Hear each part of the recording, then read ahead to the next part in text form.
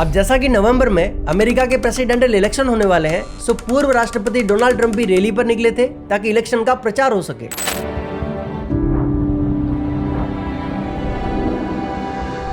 और उनकी ये रैली पेंसिल्वेनिया के बटलर काउंटी में होने वाली थी। अब 13 जुलाई की शाम के ठीक 5:33 पर डोनाल्ड ट्रंप फुल सिक्योरिटी के साथ रैली साइट पर पहुंच जाते हैं और ठीक 6:03 पर स्टेज पर भी आ जाते हैं।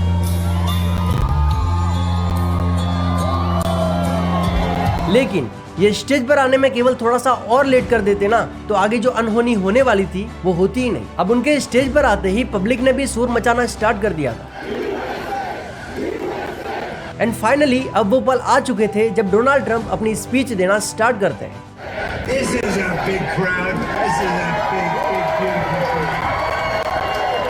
अब उन्होंने अपनी स्पीच देना जस्ट स्टार्ट ही किया था कि उनके साथ कुछ ऐसा अनएक्सपेक्टेड सीन हो जाता है जिसे वो अपनी जिंदगी भर तक भूल नहीं पाएंगे।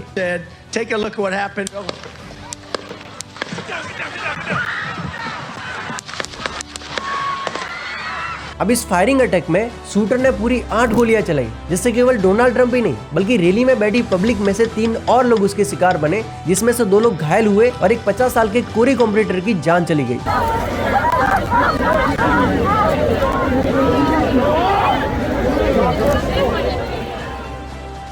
और रही बात डोनाल्ड ट्रंप की, तो इनकी किस्मत बहुत ज्यादा अच्छी थी कि ये जिंदा बच पाए। सॉरी, टॉपिक बहुत ज्यादा सीरियस है, लेकिन ऐसे में मुझे एक मीम याद आ रहा है, मौत को छू के टक से वापस आ सकता हूं। क्योंकि गोली अगर थोड़ी सी भी इधर होती ना तो उनकी खोपड़ी के आर पार हो जाती। और इस बात का अंदाजा आप इससे भी लगा सकती हो कि गोली इनके राइट कान के ऊपरी हिस्से को डैमेज करते हुए गई है। अगर वो एक ही डायरेक्शन में ना देखकर सीधा भी देखते ना तो भी उनकी जान चली जाती, because you can see how close was the bullet. So Trump sir बहुत ज्यादा लकी थे, लेकिन उनकी जान बचाने में 2 और चीजों का हाथ है, क्योंकि अगर वो ना हुई होती तो शायद उनका ये लक भी काम नहीं करता, जो आपको इस वीडियो में थोड़ा आगे पता चलेगा। लेकिन सवाल यहाँ पर खत्म नहीं, बल्कि यहीं से असली सवालों की शुरुआत होती है।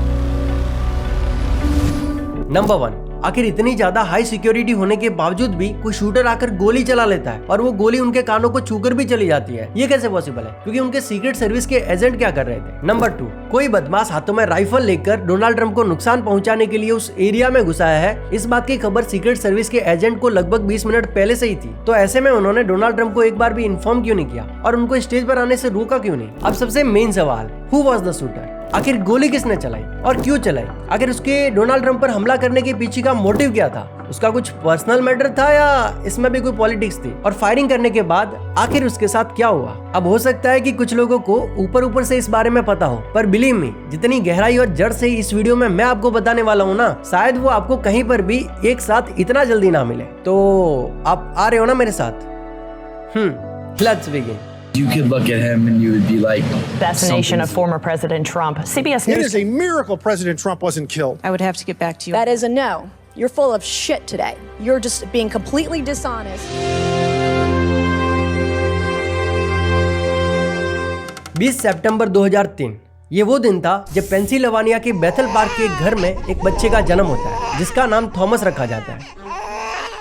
पर जैसा कि इसके पिता का नाम मैथ्यू क्रुक्स था, तो इस बच्चे का फुल नेम भी थॉमस मैथ्यूज क्रुक्स हो जाता है। थॉमस के माता पिता लाइसेंस्ड प्रोफेशनल काउंसलर का काम करते थे। फॉर एग्जांपल, किसी का ब्रेकअप हो जाता है या फिर कोई मेंटली डिस्टर्ब हो जाता है तो उसको उस सिचुएशन में से गाइड करके बाहर निकालने का काम करते थे। अब जब थॉमस क्रुक्स थोड़ा सा बड़ा हुआ तो उसने बेथल पार्क हाई स्कूल में एडमिशन ले लिया और वहीं से अपने पढ़ाई की शुरुआत की। फिर 2021 में जाकर वो नेशनल टेक्निकल हॉनर सोसाइटी को ज्वाइन कर लेता है, जहाँ पर स्टूडेंट की स्किल्स के हिसाब से उसको सपोर्ट किया जाता था और स्कॉलरशिप दी जाती थी। उसने वहाँ पर भी बहुत अच्छा परफॉर्म किया। अब जैसा कि थॉमस क्रुक्स पढ़ाई में बहुत ज्यादा अच्छा था, तो उसने 2022 में national math and science college से अपनी ग्रेजुएशन को कंप्लीट किया एंड बहुत ही रेस्पेक्ट के साथ स्टार अवार्ड एंड $500 का इनाम भी जीता। Thomas Crooks.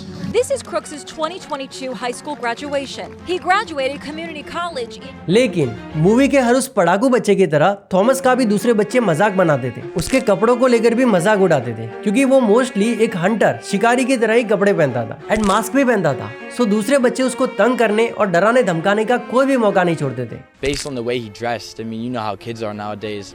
If you don't fit in with the clique, they're gonna come after. अब ऐसे में थॉमस क्लास के एक कोने में जाकर चुपचाप बैठा रहता था, जैसे उसका कोई दोस्त ही नहीं था। पर उसको चेस और वीडियो गेम्स खेलना बहुत ज्यादा पसंद था। 2024 के मई मंथ के आसपास, यानी कि आज से लगभग 2-2.5 महीने पहले की बात है, तब उसने कम्युनिटी कॉलेज ऑफ एलेगनी काउंटी से इंजीनियरिंग साइंस में एसोसिएट डिग्री भी हासिल कर ली थी। और उसके बाद उसने वहाँ के एक लोकल नर्सिंग होम में एज अ डाइटरी एड के रूप में काम करना स्टार्ट कर दिया, जिसमें किसी स्पेसिफिक बीमारी के हिसाब से पेशेंट को डाइट बनाकर खिलाने का काम होता है। जैसे किसी को शुगर है तो डाइटरी एड ध्यान रखेगा कि उसको शुगर वाला कुछ भी खाना पीना ना दिया जावे, उसके लिए एक स्पेसिफिक डाइट बनेगी और वही उसको दी जाएगी। समझ गए?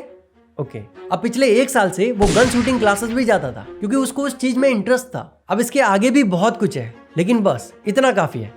आगे की स्टोरी को समझने के लिए इतना काफी है, क्योंकि इतने टाइम से हम जिसके बारे में जान रहे हैं वो कोई और नहीं बल्कि डोनाल्ड ट्रंप पर गोलियां चलाने वाला वही शूटर है, थॉमस मैथ्यूस क्रूक्स, जो कि अभी तक केवल 20 साल का ही था। खैर, अब असली कहानी की शुरुआत तो यहां से होती है।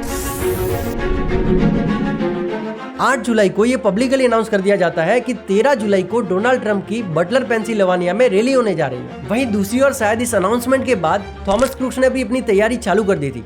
वैसे ये सेंटेंस मुझे रिसर्च करते वक्त कहीं पर दिखा तो नहीं, पर क्रूक्स ने जो आगे कदम उठाए और जो सीन क्रिएट हुए उससे हम ये कह सकते हैं कि ये पहले से ही तैयारी कर रहा था। अब 12 जुलाई को भी वो शूटिंग रेंज पर जाता है जहाँ पर गन फायरिंग की प्रैक्टिस की जाती है और थॉमस वहाँ पर हर रोज जाता था, क्योंकि अब पिछले 1 साल से वो गन शूटिंग क्लासेस भी जाता था क्योंकि उसको उस चीज में इंटरेस्ट था। अब 13 जुलाई की सुबह को क्रूक्स बटलर में दिखाई देता है जहाँ पर डोनाल्ड ट्रंप की रैली होने वाली थी। अब यहाँ पर पूरे 17 मिनट तक रुकने के बाद वो फिर से अपने घर की ओर लौट जाता है, जो कि बटलर से पूरे 53 माइल्स दूर था, यानी कि 85 किलोमीटर के समथिंग। अब घर पर पहुंचकर वो AR-15 स्टाइल राइफल उठाता है, जो कि इसके पापा मैथ्यू क्रूक्स ने लीगली परचेज की थी, और ये घर पर अपने पेरेंट्स से ये बोलकर निकलता है कि मैं शूटिंग रेंज पर प्रैक्टिस करने जा रहा हूँ। अब जैसा कि वो पहले से जाता था तो इसके घर वालों ने उसे रोका भी नहीं, और अमेरिका में तो ये आम बात है। और उस दिन क्रूक्स ने जहाँ पर वो जॉब करता था वहाँ से भी छुट्टी ले ली थी, ये कहकर कि मुझे कुछ दूसरा काम है। अब घर से निकलकर वो शूटिंग रेंज पर नहीं बल्कि एक गन शॉप पर पहुंच जाता है और वहां से 5 राउंड गोला बारूद खरीदता है और एक 5 फीट की सीढ़ी भी खरीदता है और उनको लेकर सीधा उस लोकेशन पर पहुंच जाता है जहां पर डोनाल्ड ट्रंप की रैली होने वाली थी। अब according to some news articles, Crooks ने वहां पहुंचकर रैली के कुछ घंटों पहले ही वहां पर एक ड्रोन कैमरा उड़ाया था ताकि वो ऊपर से व्यू को देख सके और सारी चीजों को मेजर कर सके कि स्टेज कहाँ लगा है एंड और भी बहुत कुछ। उसके बाद 5:06 पर क्रूक्स एक वीडियो में दिखाई पड़ता है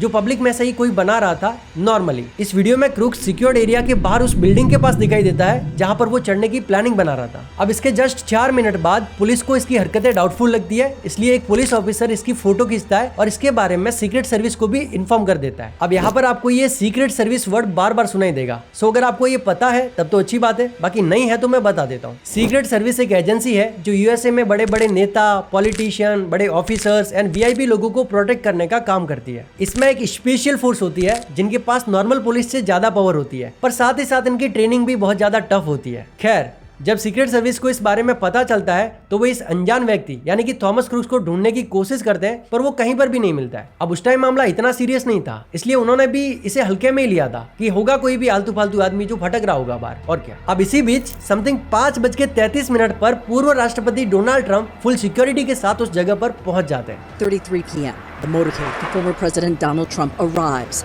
उसके बाद 5:45 पर BCESU की टीम के द्वारा क्रूक्स को फिर से देखा जाता है। ये BCESU की टीम भी एक तरह की इमरजेंसी सिक्योरिटी की टीम होती है। सो इस टीम के द्वारा क्रूक्स को एक रेंज फाइंडर के साथ देखा जाता है। इस रेंज फाइंडर की मदद से दूर से ही किसी भी चीज के डिस्टेंस के बारे में पता किया जा सकता है। अब इसके जस्ट 7 मिनट बाद क्रूक्स फिर से इस टीम के मेंबर के द्वारा उस बिल्डिंग की छत पर दिखाई देता है जहाँ पर चढ़ने की प्लानिंग वो कभी से बना रहा था। अब ऐसे में जल्द से जल्द इस बारे में दूसरे सिक्योरिटी मेंबर को भी इन्फॉर्म किया जाता है, और यही वो टाइम था जब क्रूक्स को और भी बहुत सारे लोगों ने देख लिया था कि वो कैसे छुपते छुपाते धीरे धीरे आगे बढ़ रहा है, जिसे आप इस वीडियो में भी देख सकते हो। और लोगों के द्वारा इन्फॉर्म करने पर एक पुलिस ऑफिसर उसे ढूंढने की भी कोशिश करता है। Another video shows an officer walking backwards, apparently looking up. A man approaches and points to the shooter's location. अब एक तरफ तो खतरा मंडरा रहा था, वहीं दूसरी ओर ठीक 6:03 पर डोनाल्ड ट्रंप की स्टेज पर एंट्री हो जाती है। स्टेज पर पहुंचते ही लोगों ने शोर मचाना चालू कर दिया था। अब देखो, उस रैली में वहाँ पर जितने भी लोग बैठे थे या फिर उस सिक्योर्ड एरिया के अंदर जितने भी लोग मौजूद थे, उन सब की एक एक की अच्छे से चेकिंग की गई थी ताकि कोई भी अपने साथ कोई हथियार लेके ना आ जाए। लेकिन मेन खतरा तो उन लोगों से नहीं बल्कि बिल्डिंग की छत पर चढ़ते हुए उस थॉमस क्रुक्स से था। अब ठीक 6:05 पर डोनाल्ड ट्रंप लोगों को एंटरटेन करते हुए अपने स्पीच की शुरुआत करते हैं। This is a big crowd. This is a big.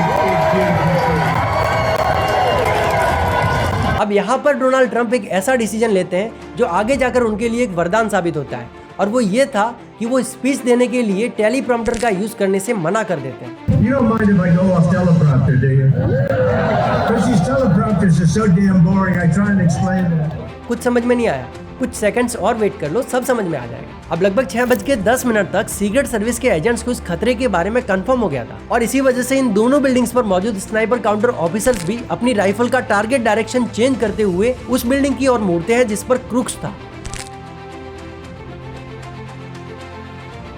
अब पता चलने के तुरंत बाद ही सीक्रेट सर्विस के एजेंट्स ने वहां की लोकल पुलिस को कॉल लगाया इस बारे में डिस्कस करने के लिए, and at the same time वहां का एक लोकल पुलिस ऑफिसर क्रुक्स को रंगे हाथ पकड़ने के लिए उस बिल्डिंग की छत पर चढ़ने की कोशिश करता है। पर जैसे ही क्रुक्स को इस बारे में पता चलता है वैसे ही वो उस पुलिस ऑफिसर पर राइफल तान देता है, और इस वजह से वो पुलिसमैन अपने हाथों की ग्रिप छोड़ देता है और पूरे 8 फीट ऊपर से नीचे गिर पड़ता है, और इस वजह से उसके पैर का एंकल भी इंजर्ड हो जाता है। अब थॉमस क्रुक्स बिना किसी टाइम वेस्ट के फटाफट से अपनी पोजीशन बना लेता है फायर करने के लिए। अब डोनाल्ड ट्रंप के स्टेज और थॉमस के बीच का डिस्टेंस लगभग 400 फीट था, और इतनी दूर से ही वो डोनाल्ड ट्रंप को निशाना बनाने वाला था। अब 6:11 हो रहे थे और स्नाइपर काउंटर ऑफिसर्स भी क्रुक्स को निशाना बनाए हुए थे। अब डोनाल्ड ट्रंप को इस बात का कोई अंदाजा नहीं था कि सिचुएशन बहुत डेंजर हो चुकी है। वो अपनी स्पीच को कंटिन्यू रखते हुए साइड में लगे एक ग्राफ पोस्टर की तरफ देखते हैं और कुछ सेकंड्स तक उधर ही देखते हैं। अब एग्जैक्ट 6:11 और 33 सेकंड पर कुछ ये हुआ। If you want to really see something that's said, take a look at what happened. जब पहली गोली चली तो वो एक फोटो में कैप्चर हो गई, जो आप देख सकते हो कि कितना करीब थी। ये इतना करीब थी कि डोनाल्ड ट्रंप के राइट कान के ऊपरी हिस्से को डैमेज करते हुए गई, और जब इसका एहसास डोनाल्ड ट्रंप को हुआ तो उन्होंने तुरंत से कानों पर हाथ लगाते हुए चेक किया तो देखा कि खून निकल रहा है, और तभी वो समझ गए थे कि कुछ तो गड़बड़ है और तुरंत नीचे बैठ जाते हैं। और तुरंत ही सीक्रेट सर्विस के ऑफिसर्स ने आकर उनको एज अ शील्ड कवर कर लिया, और उसी वक्त पब्लिक भी डरकर नीचे झुक गई। अब क्रुक्स ने कंटिन्यूअसली पूरी 8 गोलियां चलाई।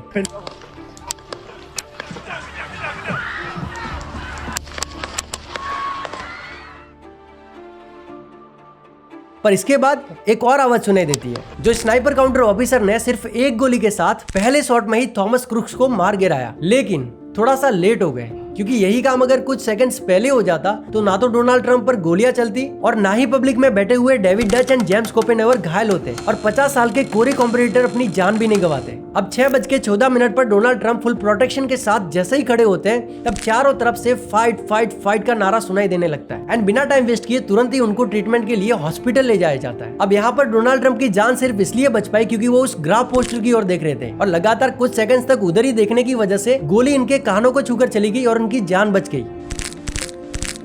और इनकी जान बचाने में टेलीप्रॉम्प्टर का भी बड़ा हाथ है, क्योंकि अगर वो टेलीप्रॉम्प्टर का यूज करते तो वो सामने देखकर ही बात करते, इधर उधर देखते ही नहीं। अब ऐसे में गोली लगने के चांसेस बढ़ जाते हैं, और ये पहली बार ही नहीं था जब डोनाल्ड ट्रंप की हत्या की कोशिश की गई हो।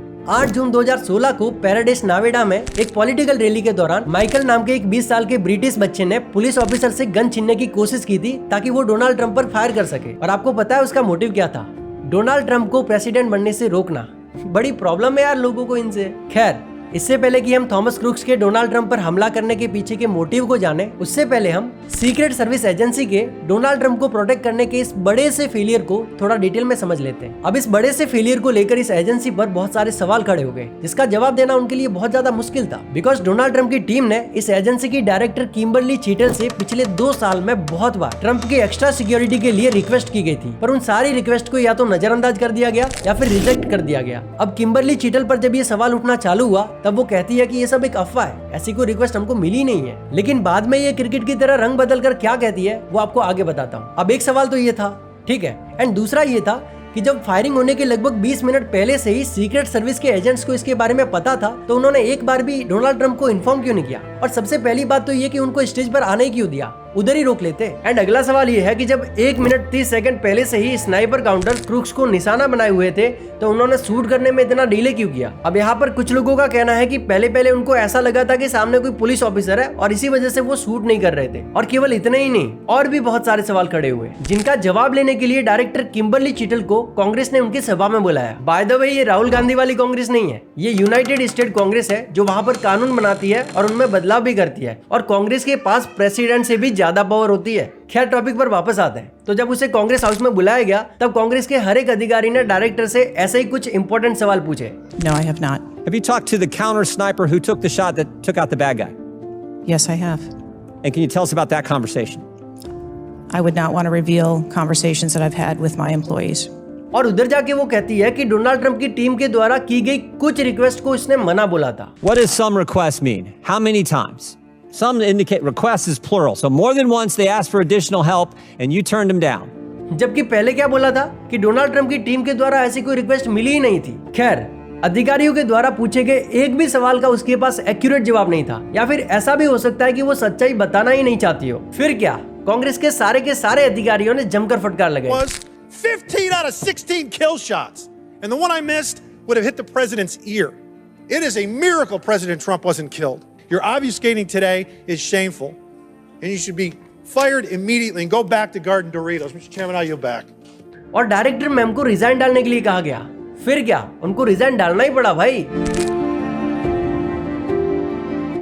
खैर, अब ये तो था सीक्रेट सर्विस के बारे में। अब हम इस अटैक के इन्वेस्टिगेशन की ओर आगे बढ़ते हैं। जब FBI ने इन्वेस्टिगेशन करना शुरू किया तब क्रूक्स के फोन की सर्च हिस्ट्री चेक करने पर पता चला कि क्रूक्स ने current president Joe Biden, Katherine and FBI director के बारे में सर्च किया हुआ था। और क्रूक्स के पास केवल 2 फोन ही थे और दूसरा वाला उसके घर पे पड़ा था। क्रूक्स की कार में कई सारी गोलियां, बारूद और एक्सप्लोजन करने वाला ये वायरलेस रिमोट पड़ा हुआ मिला। मतलब बंदे का टारगेट बहुत ज्यादा बड़ा था। We know so far the FBI revealed the 20-year-old shooter Thomas Matthew Crooks acted alone. और जब FBI ने उसके घर पर उसके पेरेंट्स से इस बारे में पूछताछ की तब उसके पेरेंट्स खुद शॉक हो गए कि ऐसा कैसे हो गया। फिर पता चला कि उन्होंने तो पहले से ही वहाँ के लोकल पुलिस स्टेशन में उनके बेटे थॉमस क्रूक्स की मिसिंग रिपोर्ट लिखवाई हुई थी, वो भी शूट के कई घंटे पहले। FBI ने उनके पड़ोसियों और क्रूक्स के क्लासमेट फ्रेंड से भी पूछताछ की। He was quiet, but like he was just bullied. Like he was bullied so much. All I have heard is that they were a very reclusive family. पर क्रिमिनल एक्टिविटी जैसा कुछ भी पता नहीं चला और ना ही उसकी और उसकी फैमिली की कोई ऐसी क्रिमिनल हिस्ट्री थी। सो ऐसे में अभी तक क्रूक्स के डोनाल्ड ट्रंप पर हमला करने के पीछे के मोटिव के बारे में कुछ भी पता नहीं चल पाया। बट FBI का इन्वेस्टिगेशन अभी भी चालू है एंड वी होप कि बहुत जल्द पता भी चल जाएगा। अब हम इसके बारे में एक्यूरेटली तो नहीं कह सकते हैं, पर देखा जाए तो या तो ये अटैक कोई पॉलिटिक्स का हिस्सा था या फिर हो सकता है कि क्रूक्स भी उस बच्चे की तरह ही ये नहीं चाहता हो कि डोनाल्ड ट्रंप फिर से प्रेसिडेंट बने।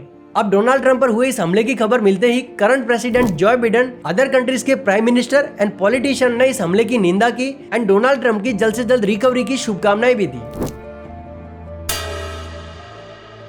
The amazing thing is that prior to the shot, if I had not moved my head at that very last instant, the assassin's bullet would have perfectly hit its mark.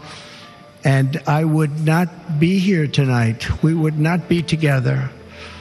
So I hope कि आपको ये video समझ में आने के साथ साथ पसंद भी आई होगी। और अगर आपके दिल में मेरी इस मेहनत को सपोर्ट करने का थोड़ा सा भी फील आ रहा है, then please do it because I need it.